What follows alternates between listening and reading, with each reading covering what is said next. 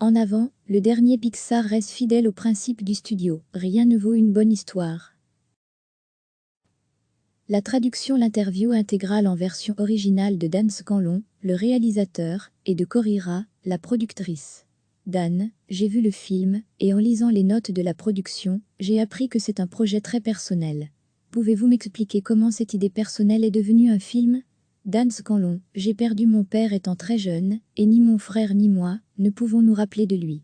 Je me suis toujours demandé comment nous avions grandi comme lui, quel était notre lien avec lui, et Cory, la productrice, et moi en avons parlé dès le début du projet. Et nous avons décidé qu'il y avait une dimension universelle, même si c'était une histoire unique, nous avons chacun perdu quelqu'un et nous avons tous grandi avec quelqu'un pour nous soutenir.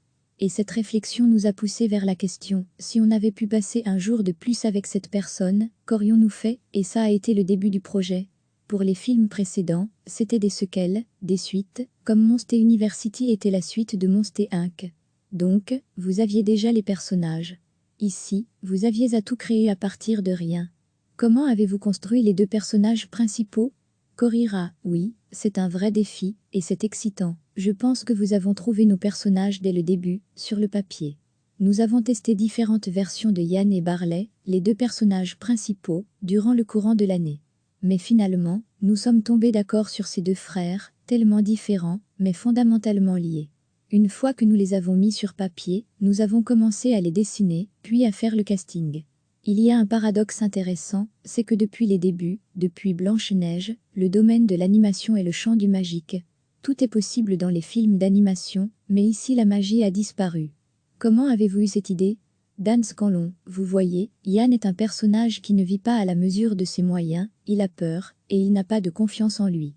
Et l'idée de le plonger, dans ce monde qui avait tout ce potentiel, mais à cause du confort ou la peur du challenge, a perdu ses possibilités, ici, la magie est une métaphore du potentiel des individus.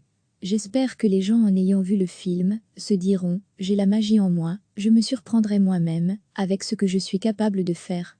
Et je n'y arriverai que si je prends le chemin le plus dur, si je me fais confiance, pour réaliser les choses difficiles. C'était le sujet du film depuis le début du projet, cette métaphore. D'un point de vue technologique, Pixar a toujours été un pionnier, mais ici, une autre idée du scénario est que la technologie peut parfois tuer la magie. Dan Scanlon, oui, c'est vrai. Évidemment, la technologie que nous utilisons dans notre monde est magique, mais c'est une question d'équilibre.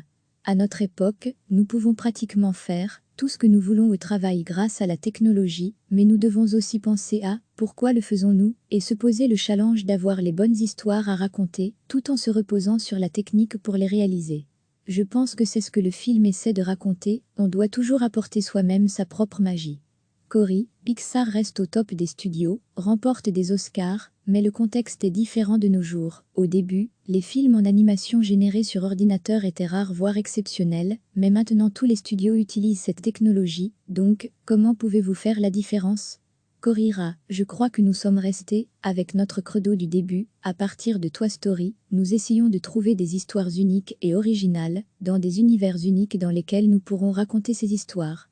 Ça a peut-être l'air cliché, mais c'est vrai que nous nous concentrons surtout sur la narration, le storytelling, et notre support est tout simplement la 3D générée par ordinateur.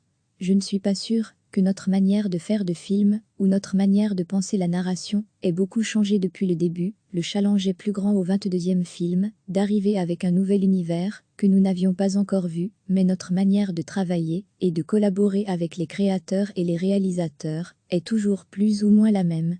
De point de vue de la production et de la création, est-ce vraiment différent de créer un nouvel univers, avec une nouvelle histoire originale, plutôt que d'accepter le défi de créer une séquelle, la suite d'une histoire déjà existante, que ce soit Monster, Toy Story ou Cars, les grands classiques de Pixar? Dan Scanlon, les deux types de projets ont leurs propres défis et s'équilibrent. Il y a toujours un piège dans les séquelles préquelles, vous ne pouvez pas dramatiquement changer les personnages, vous devez utiliser les mêmes pièces d'un jeu pour jouer dans un autre jeu. J'adore ce défi, j'aime bien voir une suite bien réalisée, qui va emmener les personnages dans une autre perspective, mais ça peut être un piège. D'un autre côté, avec une histoire originale, vous ne savez jamais si les gens vont aimer ce nouvel univers, comme vous le faites dans une suite, mais le point positif, c'est que vous pouvez changer vos personnages, comme vous le voulez, surprendre votre public, créer une nouvelle ambiance. C'est la découverte qui est excitante. Sans dévoiler le film, la fin est très poétique dans les yeux du personnage principal. Aviez-vous directement cette idée de la fin en commençant le film? Dan Scanlon, oui, tout à fait. Nous avions la chance d'avoir notre finale dès le début, et les 6 ans de travail ont consisté à essayer d'y arriver et de gagner cette fin, mais les images de la fin sont vraiment celles que nous avions imaginées dans notre scénario. L'interview intégrale en version originale de Dan Scanlon, le réalisateur, et de Corira, la productrice. La traduction d'Anne, j'ai vu le film, et en lisant les notes de la production, j'ai appris que c'est un projet très personnel. Pouvez-vous m'expliquer comment cette idée personnelle est devenue un film? Dan Scanlon, j'ai perdu mon père étant très jeune, et ni mon frère ni moi ne pouvons nous rappeler de lui. Je me suis toujours demandé comment nous avions grandi comme lui, quel était notre lien avec lui, et Cory, la productrice, et moi en avons parlé dès le début du projet.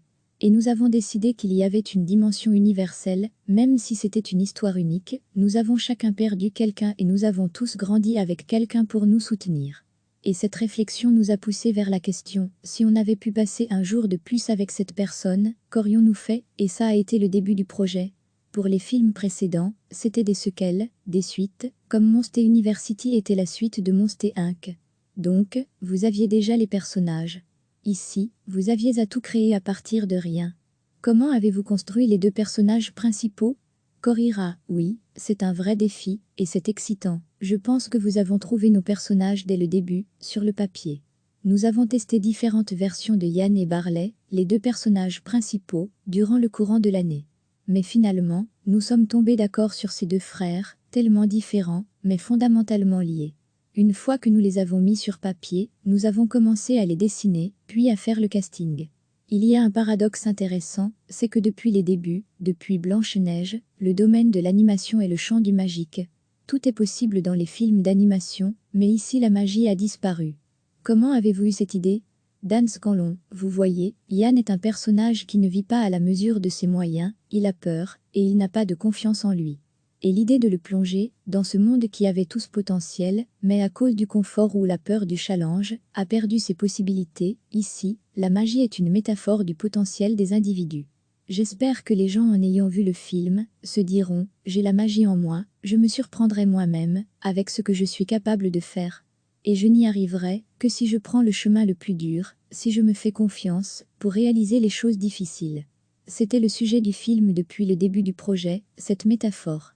D'un point de vue technologique, Pixar a toujours été un pionnier, mais ici, une autre idée du scénario est que la technologie peut parfois tuer la magie. Dan Scanlon, oui, c'est vrai.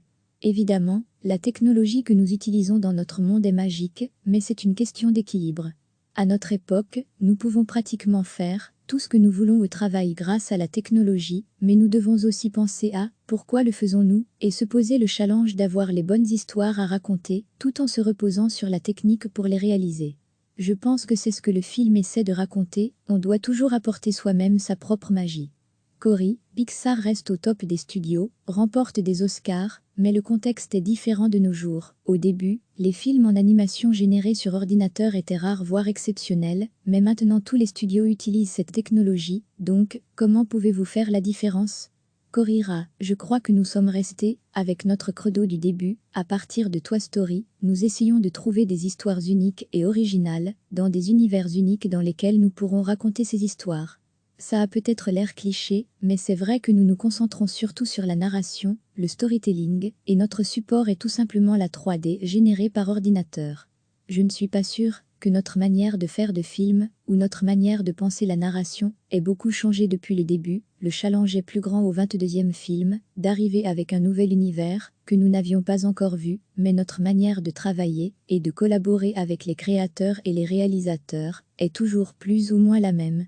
De point de vue de la production et de la création, est-ce vraiment différent de créer un nouvel univers, avec une nouvelle histoire originale, plutôt que d'accepter le défi de créer une séquelle, la suite d'une histoire déjà existante, que ce soit Monster, Toy Story ou Cars, les grands classiques de Pixar? Dan Scanlon, les 2 types de projets ont leurs propres défis et s'équilibrent. Il y a toujours un piège dans les séquelles/préquelles, vous ne pouvez pas dramatiquement changer les personnages, vous devez utiliser les mêmes pièces d'un jeu pour jouer dans un autre jeu. J'adore ce défi, j'aime bien voir une suite bien réalisée, qui va emmener les personnages dans une autre perspective, mais ça peut être un piège. D'un autre côté, avec une histoire originale, vous ne savez jamais si les gens vont aimer ce nouvel univers, comme vous le faites dans une suite, mais le point positif, c'est que vous pouvez changer vos personnages, comme vous le voulez, surprendre votre public, créer une nouvelle ambiance, c'est la découverte qui est excitante. Sans dévoiler le film, la fin est très poétique dans les yeux du personnage principal. Aviez-vous directement cette idée de la fin en commençant le film? Dan Scanlon, oui, tout à fait. Nous avions la chance d'avoir notre finale dès le début, et les 6 ans de travail ont consisté à essayer d'y arriver et de gagner cette fin, mais les images de la fin sont vraiment celles que nous avions imaginées dans notre scénario. Cliquez sur s'abonner pour recevoir les dernières nouvelles.